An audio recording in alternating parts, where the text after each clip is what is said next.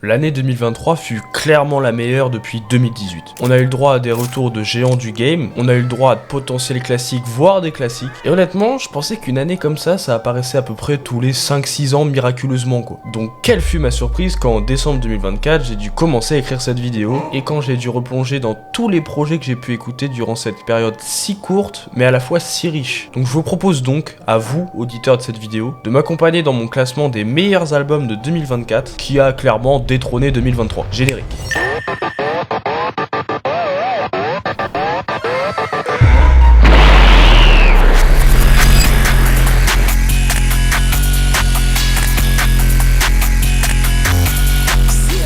En 7ème position, Badass Fucking Kid de Netspen. Bon, étonnamment l'album que j'ai le plus attendu de 2024. Je sais pas pourquoi, mais quand j'ai découvert Nothing Like You, j'ai directement commencé à faire des prières pour qu'il drop un projet complet. Et quand il a fait l'enchaînement That One Song et Fuck Swag, j'ai su que ça allait être grandiose. Pour au final, une giga déception à la première écoute.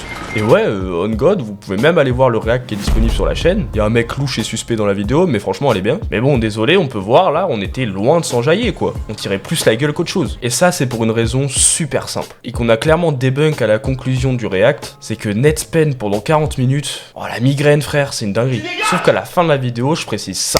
Encore une fois, quand tu regroupes tout, ce qui est le but d'un album, c'est pas dingue. Alors qu'individuellement, ça va passer quoi. Et les gars, j'ai été devin. Que ce soit le lendemain ou même encore maintenant, je ponce l'album. Mais que en aléatoire et surtout pendant pas longtemps. Genre, je fais avec parcimonie quoi. Car individuellement, tous les sons sont d'absolus bangers. C'est tellement énergétique et nouveau que en gros, pas d'autre choix que casser son crâne quoi. Et en vrai, on a même le droit à une nouvelle facette de Netspen que j'aime beaucoup. Une où il est un petit peu plus introspectif. Par exemple, j'ai adoré Growing Up, où il révèle ne pas vouloir grandir car la vie d'adulte est un trop gros poids pour lui. Et aussi le fait que le monde évoluera et lui aussi par conséquent. Et ça, il veut pas. Et bon, c'est clair que c'est pas le lyriciste de l'année, mais je m'y suis un peu reconnu, j'ai bien aimé quoi. Et ce genre de truc un petit peu plus introspectif, il le fait tout le long de l'album, que ce soit en retraçant ses années de lycée, sa relation avec Mazie, bref, il a clairement fait un effort. Et même sur des choix de production, car c'est super bien sélectionné. Super travail de hockey et des autres producteurs, on a le droit à du sample, du jersey, des grosses basses, et des fois tout en même temps en vrai. Ce qui fait plaisir quand on sait que de base Netspen, c'est juste des productions loufoquement mixées et son iPhone sur BandLab. Et je vais pas y passer 1000 ans, j'ai surtout kiffé le fait de pouvoir l'écouter sans trop se poser de questions, à fond sur les enceintes, mais aussi tout en étant concentré et kiffer tout autant. C'est nouveau, il est jeune, il apporte une nouvelle énergie, et c'est pour ça qu'il est en 7ème position de ce classement. Netspen, je t'aime Boubou. Album suivant, il est con.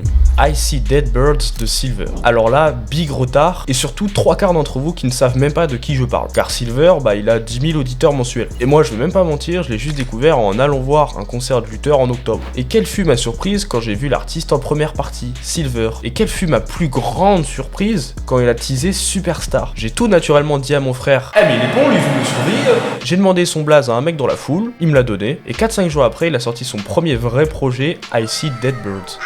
Et bon, première écoute dans la voiture, je ne pouvais que accrocher au projet. Et c'est un peu triste car très honnêtement, je vais même pas vraiment pouvoir développer. C'est un mec, il a un début de carrière, il n'y a pas vraiment de background à développer sur le personnage. Mais tout ce que je sais, c'est que cette année, c'est bien le poulain qui m'a fait le plus câbler en termes d'énergie. Il y a littéralement de tout. Des trucs un petit peu plus rage, un peu plus techno, un peu plus hyper pop. En gros, tu trouves facilement ton bonheur. Et ce qui m'a fait le plus apprécier ce projet, c'est la facilité avec laquelle tu peux t'accrocher à sa musique. Ce qu'il raconte, c'est des expériences vivables par tout humain. Donc à titre personnel, j'ai pu me reconnaître à cet album, et ça serait sûrement votre cas aussi. Que ce soit dans son relationnel avec les amours qu'il a pu traverser, ou encore les ruptures, il y a des deux. Il parle aussi de son enfance, sa relation avec ses parents, ses souvenirs, son ressenti mental, sa solitude, ses fantasmes chelous, enfin bref, il y a de tout, en gros. Et c'est réuni dans un projet plutôt court, qui ramène une vague d'énergie très peu vue au sein du rap français. Et c'est pour ça que je le mets dans le top, car je mise sur mon petit poulain. Il a un gros potentiel et il a déjà un album très solide. Donc allez jeter un coup d'œil, je vous en supplie. Bon, par contre, j'ai pas grand chose de plus à dire. J'ai adoré ton album, mais on passe au suivant.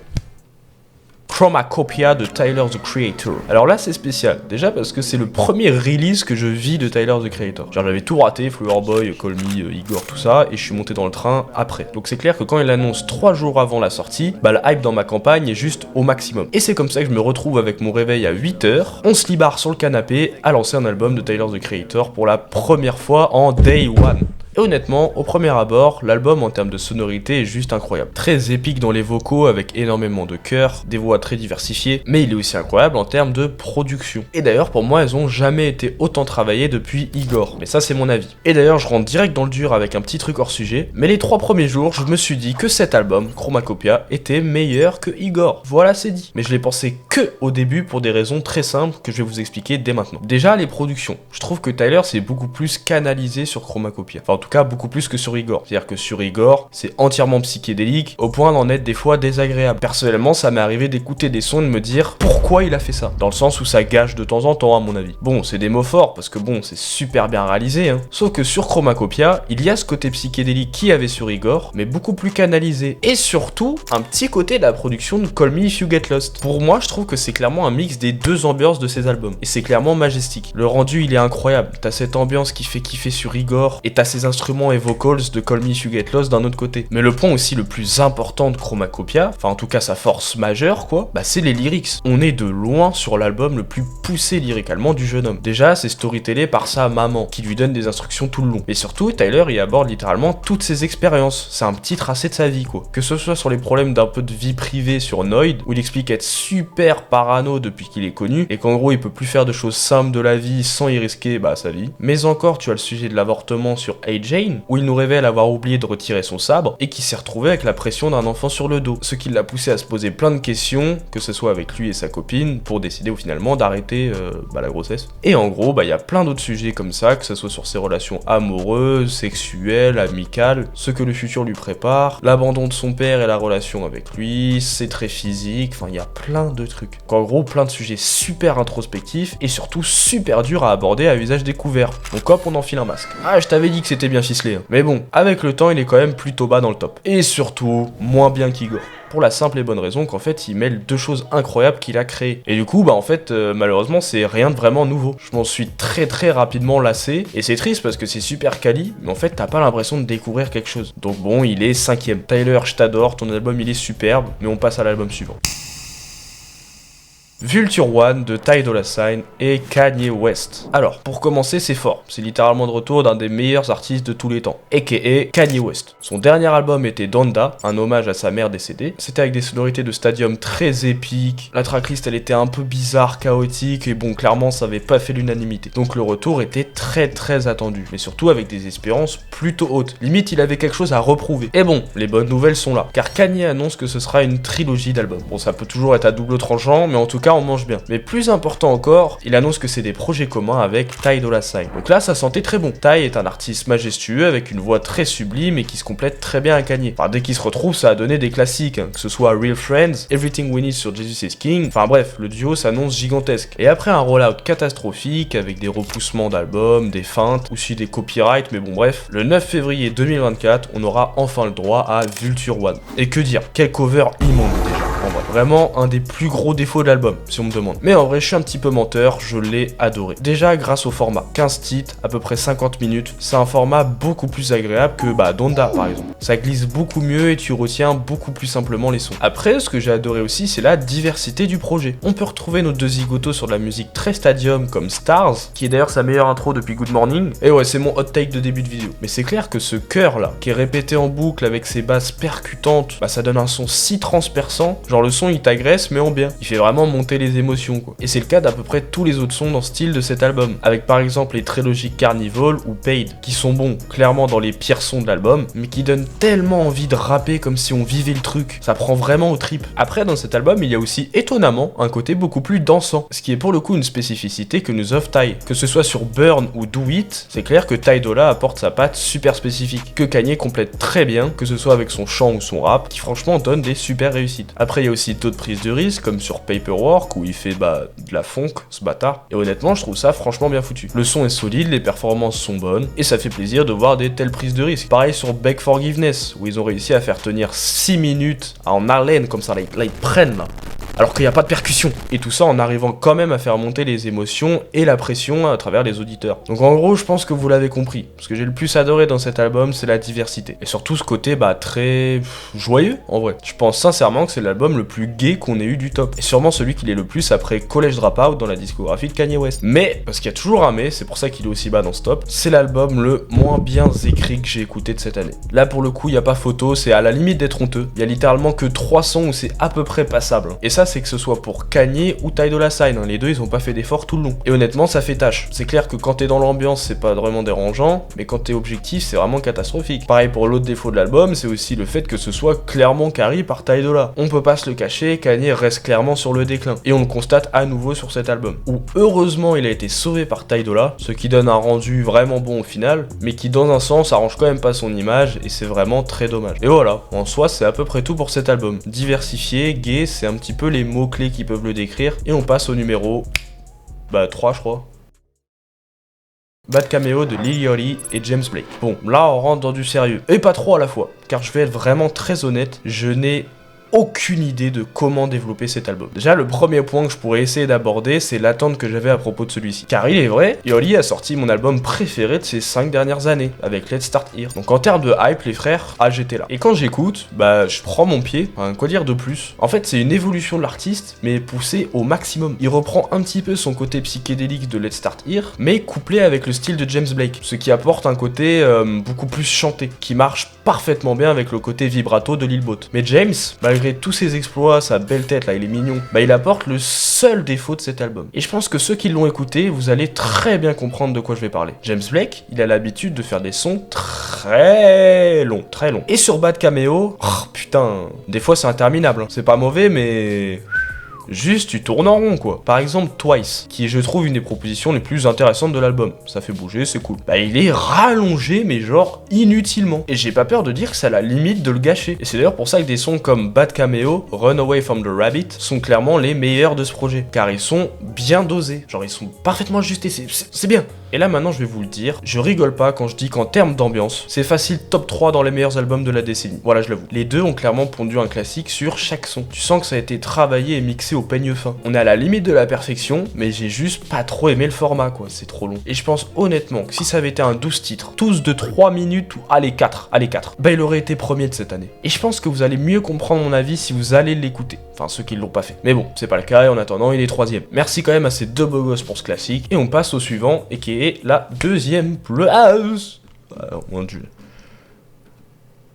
Hit Me Hard and Soft de Billie Eilish. Alors celui-là c'est spécial, déjà c'est un des albums d'une des plus grosses artistes de tous les temps, une des plus populaires si ce n'est la plus populaire de la décennie, bon il y a The Weeknd mais quand même, et bon en gros j'avais clairement des a priori, et pour être très honnête j'ai même écouté l'album pour la première fois en octobre, moi j'étais pas dedans. Putain, la claque, les frères. S'il y a bien une artiste mainstream mondialement qui prouve sa place, c'est Billie. Car avec Hit Me Hard and Soft, elle tape fort. Déjà en termes de production, car c'est bon, encore une fois, Phineas, son frère, qui a la production exclusive de l'album, mais ça se ressent pas du tout, car en fait le bonhomme arrive à toucher à tout. Sur l'album, tu peux à la fois retrouver des bonnes guitares acoustiques ou électriques, mais aussi des bons gros synthés qui sont plugins de FL Studio, quoi. Et encore une fois, dans cet album, s'il y a bien un maître mot, c'est diversité. Il touche clairement un petit peu à tout, quoi. Lyricalement, elle aborde encore une fois des sujets très très intéressants, comme décrit dans le titre d'ailleurs. Les lyrics s'y tapent fort, mais les sonorités sont plutôt douces. En gros, par exemple, sur l'intro, Skinny, elle te décrit ses insécurités corporelles, ou encore ses premiers amours foireux, mais en étant très cru, mais sur une petite guitare douce aussi. C'est chillax sans prise de tête et hop,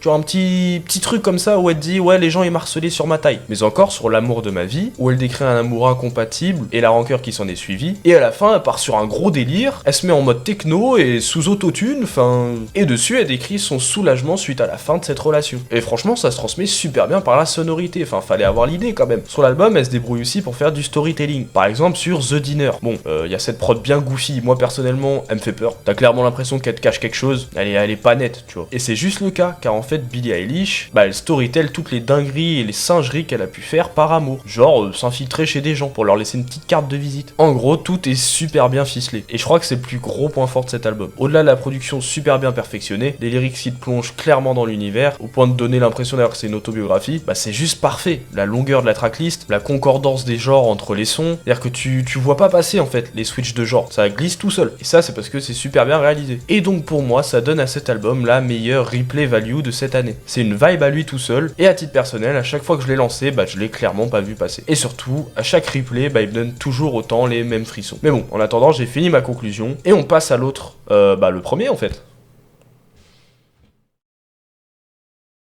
Le premier. Qui cela peut-il bien être? Vous vous posez la question. Ah bah moi aussi, parce que j'ai beaucoup hésité, mais j'ai fini par trancher, et c'est Exit de Luther qui est en première position. Ah, Luther, déjà ma découverte la plus rentable de ces 2 dernières années. J'avais déjà câblé sur Garçon, avec Toriel Vini V2, Pourquoi tu m'appelles, et surtout, Virage. Mais quand il revient avec Exit après une longue attente, bah il tape encore plus fort qu'avec Garçon. Non, parce que les gars, je vais vous le dire, cet album, je l'ai vécu de A à Z. Parce que déjà, je l'écoutais pendant mes études, et surtout, dans le train direction Niort City. En gros, c'est là où il vit, quoi. Donc quand il fait des refs à sa vie dans de la ville, en gros, bah je capte tout. Genre des fois, je marche, j'ai la ref. Et là où c'est encore plus dingue, c'est qu'encore une fois, je me reconnais super bien à cet album. Et ça, c'est son premier point fort. C'est un album super introspectif, encore plus que Garçon. Dedans, Luther y aborde la relation avec sa mère, notamment à propos de son enfance, dont il avoue y avoir oublié la moitié dans Look, pareil sur Pas Beau, et ce sûrement dû à des traumatismes, qui seront abordés un peu plus tard dans l'album, et c'est surtout à cause de son gros daron alcoolique. Il y aborde aussi sa paranoïa et à quel point il est casanier. Il ne sort pas de sa chambre, il a peur des humains et surtout de la société actuelle en vrai. Il y retrace aussi tous ses hobbies, notamment les jeux vidéo et les animés en vrai, on va pas se mentir, avec par exemple Rouge Goron qui est une référence à Zelda. Il y a aussi bien sûr du Bedcraft avec Mossy Cobblestone ou encore les Silverfish, enfin il y en a même d'ailleurs que j'ai dû rater, mais aussi Neon Genesis qui fait référence à Evangelion, animé classique les frères, enfin bref de tout, mais surtout des sujets introspectifs. Et c'est la première chose qui m'a happé. Mais secondement, comme je vous l'ai dit, bah les ambiances putain les frères, tout est ficelé à la perfection. Zero Van, on dirait vraiment un album concept qui est fait pour l'écouter que quand t'es un peu triste et quand il pleut, ou alors quand t'as un problème, enfin...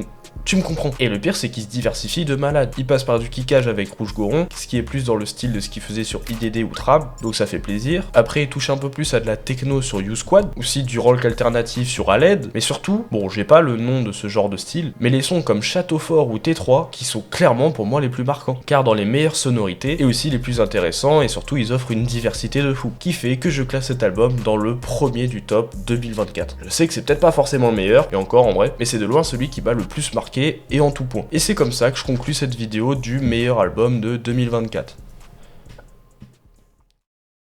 C'est encore une fois un classement très personnel, c'est vraiment subjectif, mais bon, c'est un petit peu le rituel de le partager, et je suis intéressé par vos avis personnels aussi, que ce soit votre classement ou le fait que vous soyez peut-être pas d'accord avec le mien. Donc allez me dire tout ça là, dans la section commentaires. Et moi j'espère que la vidéo vous a plu, normalement à un mois dans une prochaine, si je tiens mon planning en fait, et bonne soirée les mecs.